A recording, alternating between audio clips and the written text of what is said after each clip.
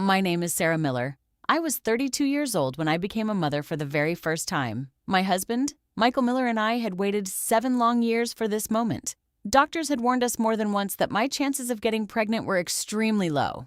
So when I finally saw those 2 pink lines on the pregnancy test, we both cried. We lived in a quiet neighborhood outside Chicago, Illinois. Michael worked as an attorney at a small law firm, and I taught music at a local elementary school. Life wasn't perfect, but it was ours. And after years of heartbreak, we finally believed our family was complete. The pregnancy went smoothly until the 8th month. During one of my routine checkups, the doctor frowned at the monitor. "The baby's heartbeat is slowing down," he said. "We'll need to monitor you closely." Over the next 2 weeks, I visited the hospital almost every day. Then, one rainy Tuesday night, I woke up with unbearable pain. Michael called 911 immediately. Within minutes, an ambulance rushed me to St. Matthew's Medical Center. Doctors surrounded my bed. Machines beeped nonstop. Someone shouted, "Prepare the operating room." A surgeon leaned over me. "Sarah, your baby's heart rate is dropping. We have to perform an emergency C-section." I was terrified. Michael squeezed my hand. "Everything's going to be okay. I promise." Those were the last words I heard before the anesthesia pulled me into darkness. When I opened my eyes, everything was quiet. Soft morning sunlight filtered through the hospital window. My body felt heavy. My throat was dry. For a few seconds, I couldn't remember where I was. Then it hit me. The baby. I turned my head. A young nurse stood beside my bed. "Where's my baby?" I whispered. She froze. The doctor will be here soon." "Is it a boy or a girl?" She didn't answer. My heartbeat quickened. "Is my baby alive?" Before she could speak, the door opened. An older nurse walked into the room. Her name tag read, Nurse Evelyn Carter. She was probably in her late 50s. She carried my newborn baby carefully in her arms, a tiny pink blanket wrapped around the little bundle. "My daughter," I whispered. Evelyn smiled softly. "She's beautiful." As she gently adjusted the blanket, she noticed something on my baby's left shoulder, a birthmark. Dark brown, perfectly shaped like a small heart. The smile disappeared from her face. Her hands began to tremble. She stared at the mark for several seconds. Then, without saying a single word, she walked to the door, turned the lock, and quietly locked it from the inside. The younger nurse looked confused. "Evelyn, what are you doing?" Without taking her eyes off my daughter, Evelyn answered quietly, "Don't let anyone in." My heart started racing. What happened? Is something wrong with my baby? Evelyn slowly walked back to my bedside. She looked directly into my eyes. Then she asked a question that made no sense at all. "Sarah, have you ever given birth here before?" I frowned. "No. This is my first child." She nodded slowly. "Who's your husband?" "Michael Miller." For a brief moment, she looked even more frightened. She glanced toward the locked door, then back at my daughter. Finally, she whispered, "Whatever happens, don't let anyone take this baby away from you." A chill ran down my spine. "What do you mean?" Before she could answer, someone knocked loudly on the door. "Nurse Carter!" It was a man's voice. "Open the door immediately." The younger nurse looked terrified. "That's Dr. Reed." Evelyn didn't move. Another knock, louder this time. "Nurse Carter, that's an order." Evelyn leaned closer to me. Her voice was barely above a whisper. "Sarah, they're going to tell you everything is normal, but don't believe them." She finally unlocked the door. The man who entered was Dr. Jonathan Reed, the hospital's chief of obstetrics. Standing beside him was my husband. "Sarah!" Michael rushed to my bedside and kissed my forehead. I was so worried. I tried to smile. Then I looked at Evelyn. "Why did she lock the door?" Michael looked confused. "What?" Dr. Reed answered before Evelyn could speak. "Nurse Carter has been under a great deal of stress lately. She became emotional." Evelyn looked directly at him. "No, I know exactly what I saw." The room fell silent. Dr. Reed's expression hardened. "Evelyn, enough." She ignored him. Instead, she gently uncovered my daughter's shoulder again. The heart-shaped birthmark was impossible to miss. Then she said something that froze every person in the room. 17 years ago, I delivered another baby with this exact same birthmark. Michael frowned. "What does that have to do with us?" Evelyn slowly turned toward him. That baby disappeared. The silence became unbearable. I stared at her. "What do you mean, disappeared?" Before Evelyn could answer, Dr. Reed stepped forward. "That's enough." Mrs. Miller doesn't need to hear old stories. But Evelyn refused to stop. That baby never died. Someone took her. I felt my blood run cold. Michael looked at Dr. Reed. What is she talking about? Evelyn took one deep breath, then quietly said the sentence that changed everything. The missing baby's mother had the same last name. She looked directly at my husband. Her name was Rebecca Miller. Michael's face turned completely white. For the first time since I'd known him, he looked terrified. The room fell into complete silence. I looked from Nurse Evelyn Carter to my husband. Michael wasn't saying a word. His face had turned pale. His hands were shaking.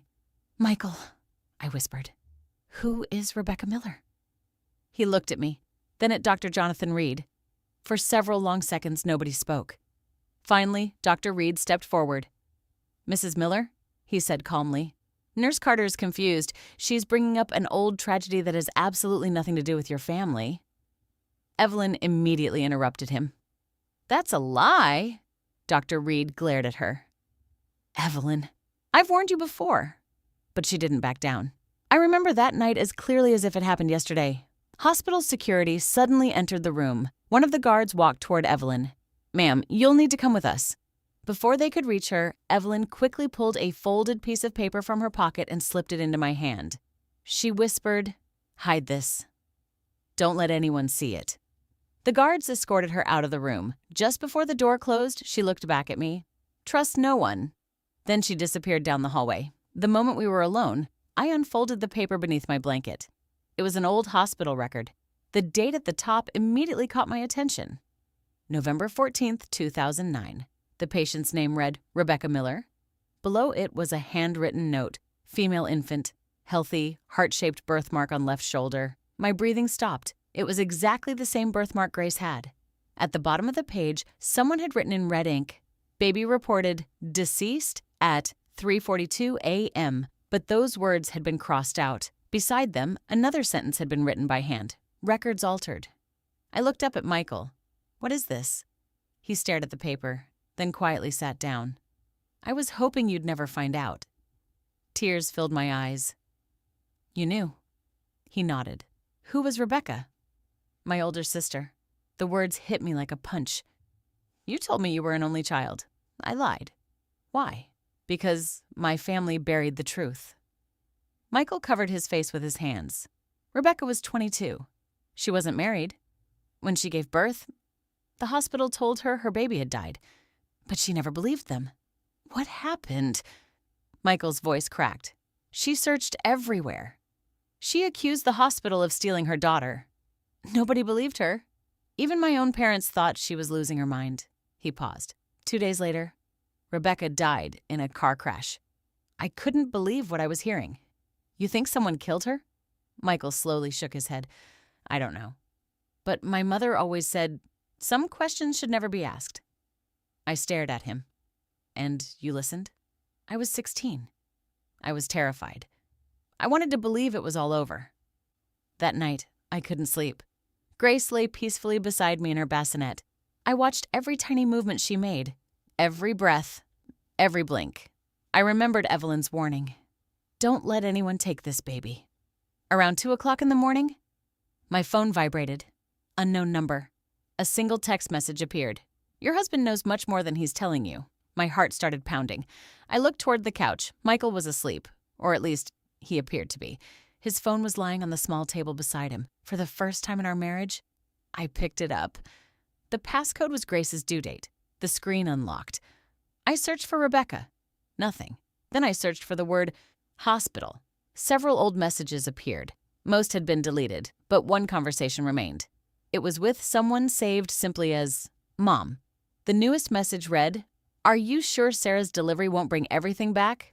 Michael had replied, No one remembers what happened 17 years ago. The only risk is if Evelyn Carter is still working there. I felt my hands go numb. He hadn't been surprised to see Evelyn. He had been afraid of her. The next morning I confronted him. I held out the phone. You lied to me. Michael closed his eyes. I know. You knew this hospital had something to do with your sister. I suspected. You knew Evelyn. I remembered her name. And you still brought me here? He looked completely broken. I never imagined that our baby would have the same birthmark. Before I could ask another question, two unfamiliar nurses entered the room. "Good morning, Mrs. Miller. We're here to take your baby for her routine examination." I immediately pulled Grace closer. "No." The nurses exchanged nervous glances. "It's hospital policy. You can examine her here." "I'm sorry. That's not possible." Every alarm inside my head began screaming, "No." One of the nurses reached toward Grace. I pulled away. "Don't touch my daughter."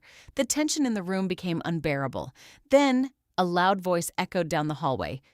"Sarah!" It was Evelyn. She was running. Two security guards chased after her. She burst into my room carrying an old cardboard archive box. "I found them."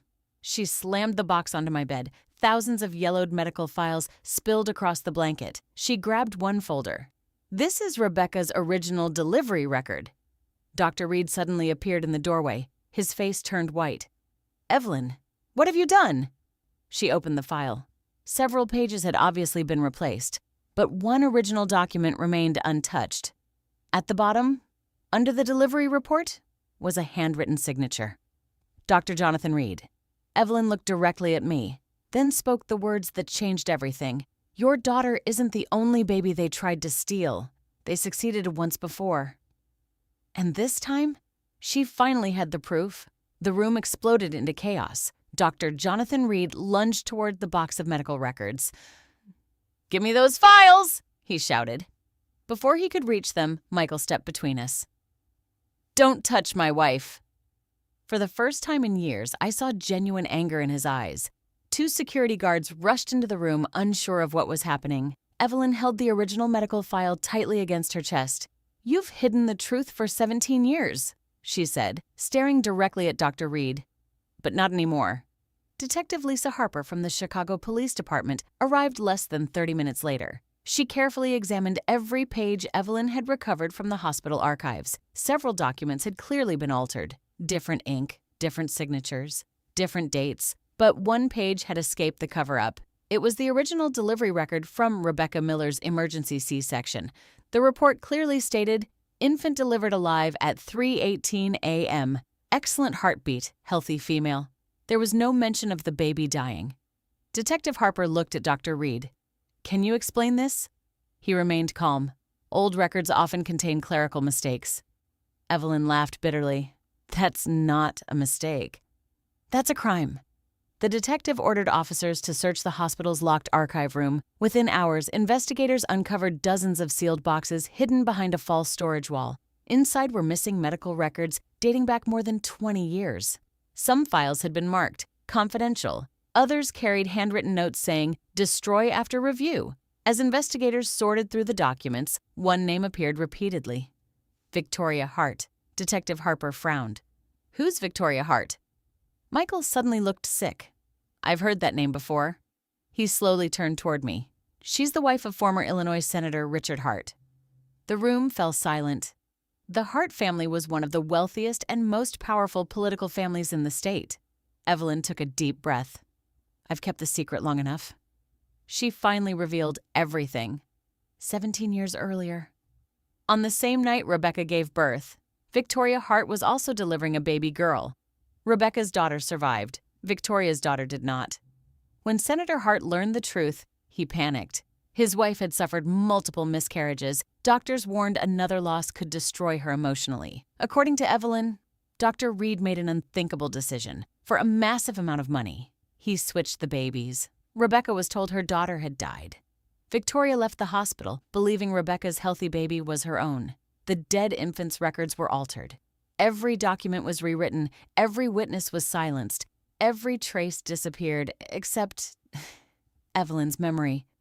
"I wanted to report it," Evelyn admitted, tears filling her eyes, "but I was threatened. They said I'd lose my nursing license. They said my family would be ruined. So I stayed silent." She looked at me. "I've regretted that decision every single day." I reached over and squeezed her hand. "You saved my daughter today." She shook her head. "I couldn't save Rebecca. But I wasn't going to fail another mother." Detective Harper immediately contacted the FBI. The case had become far bigger than a single kidnapping or medical fraud. It involved corruption, identity theft, illegal adoption, and the possible murder of Rebecca Miller. Within hours, agents arrived with a search warrant for Dr. Reed's office. What they found shocked everyone. Hidden behind a locked bookshelf was a small fireproof safe. Inside were millions of dollars in offshore banking records, letters from powerful attorneys, private agreements, and one sealed envelope marked Hart Family. Private inside was a photograph. A little girl around 5 years old. She smiled brightly. On her left shoulder, the same heart-shaped birthmark. Detective Harper turned the photo over. Written on the back was a name. Emily Hart Michael stared at the picture. His hands trembled. My God! That's Rebecca's daughter. The DNA records confirmed it within 48 hours. Emily Hart, the beloved daughter of one of America's most influential families, was actually Michael's biological niece. Rebecca's child had been alive all along. She had spent 17 years living under another name, without ever knowing who she really was. The FBI immediately contacted the Hart family, but the news became even more heartbreaking. Emily was now 17 years old. She had recently been diagnosed with a rare bone marrow disease. Doctors had searched unsuccessfully for a matching donor. Michael volunteered for testing. 2 days later, the results came back. He was a perfect match, because he wasn't just a stranger. He was Emily's uncle. Before Michael boarded the flight to California, he stood beside my hospital bed. I should have told you everything years ago. I looked into his eyes. You should have. I'm so sorry. I know. He lowered his head. I don't expect you to forgive me today. I gently placed Grace into his arms. Then go save your niece. She deserves at least one person who finally tells her the truth. He kissed Grace's forehead, then mine, and quietly walked away. 3 days later, while Michael was in California preparing for the transplant, the FBI made another shocking discovery. The baby switching scheme hadn't happened only once. Hospital records suggested there were 5 more suspicious births, 5 families, 5 missing truths, 5 children who might have been raised by the wrong parents. The investigation was only beginning, but none of us realized someone else was desperately trying to destroy the remaining evidence, and that someone already knew exactly where Grace was. 3 nights after Michael flew to California, I was finally preparing to leave the hospital with Grace. For the first time since she was born, I allowed myself to believe the nightmare was over. I was wrong.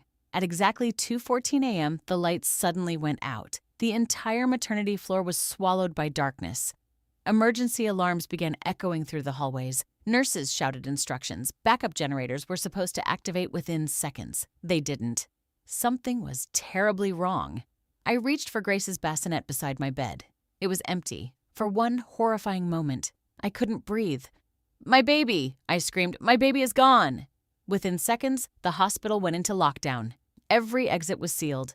Police officers flooded the building. Security footage from the maternity ward had mysteriously disappeared during the blackout. Detective Lisa Harper looked at the monitors in disbelief. This wasn't an accident. Someone planned this. Evelyn immediately grabbed an old blueprint of the hospital. "I know where they go." She pointed to a forgotten service tunnel beneath the building. "This passage hasn't been used in years, but it leads directly to the underground parking garage." The tactical team rushed underground. I refused to stay behind. Despite Detective Harper's protests, I followed them. The tunnel was cold, dark, silent. At the far end, a black SUV waited with its engine running. A woman stood beside it, holding Grace. She was elegant, perfectly dressed, calm. Even now, Detective Harper recognized her immediately. Victoria Hart. The woman smiled faintly. I wondered how long it would take. My legs nearly gave out. "Please, give me my daughter." Victoria looked down at Grace. "You don't understand. This child will destroy everything." I stepped closer. "She's an innocent baby." Victoria's eyes filled with tears. 17 years ago. I made one terrible decision. I convinced myself it was the only way. I couldn't lose another child. She looked at me. And now history is repeating itself. Evelyn stepped forward. "No, it isn't.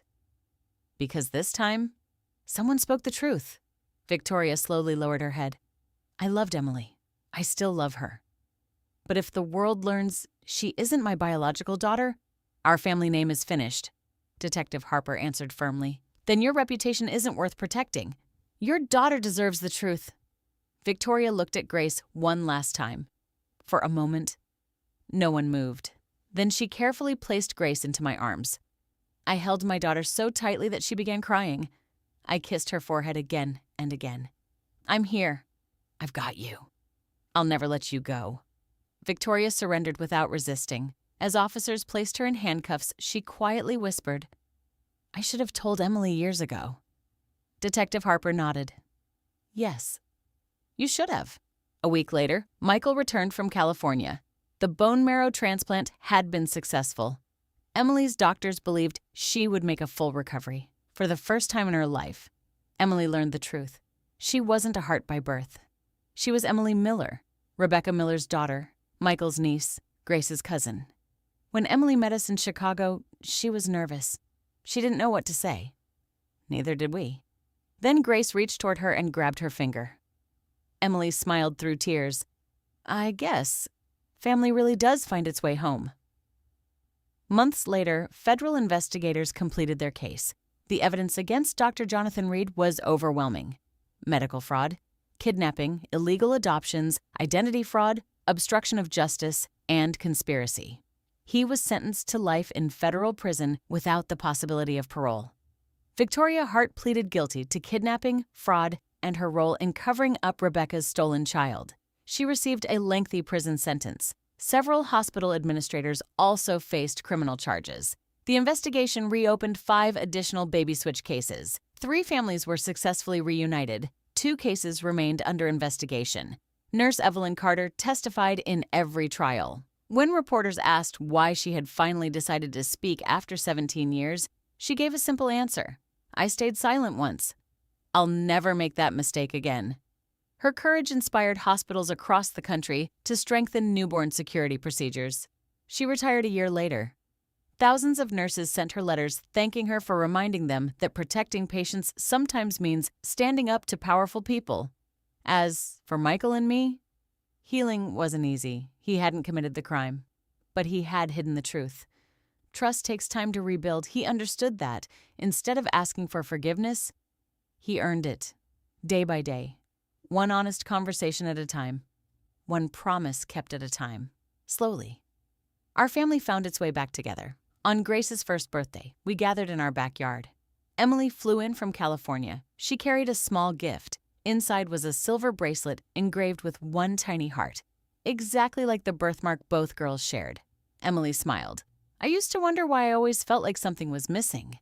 She looked at Grace. "Now I know." She gently kissed Grace's forehead. "You brought me home." Sometimes people ask me what I remember most about that terrifying week. They expect me to talk about the kidnapping, the investigation, the arrests, but that's not what stays with me. I remember one quiet moment.